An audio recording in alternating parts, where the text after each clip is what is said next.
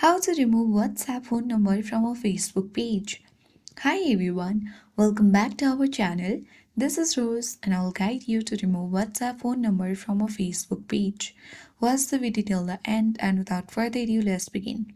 First of all, launch Facebook app on your device. Log into your account. Tap three-line menu icon at top right corner and make sure that you switch your Facebook account to your page account. Tap on the arrow next to it and then you can choose your page. Once you have switched to your page account, tap three-line icon at top right corner. Now choose your profile. And once you are on your dashboard, tap on three dots next to advertise. You can easily tap on add action button.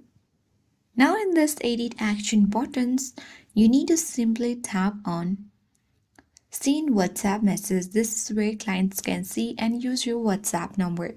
To remove the WhatsApp feature, tap the option to edit buttons or to edit contact info. You simply need to uncheck or remove the WhatsApp option to disable it and tap on save button at bottom of your screen. And with this, you are good to go. The WhatsApp button will disappear and clients will no longer see or access your phone number for messages. If this tutorial helped, please like, subscribe and turn on the notification bell for more helpful videos. Thanks for watching and I'll see you in the next video.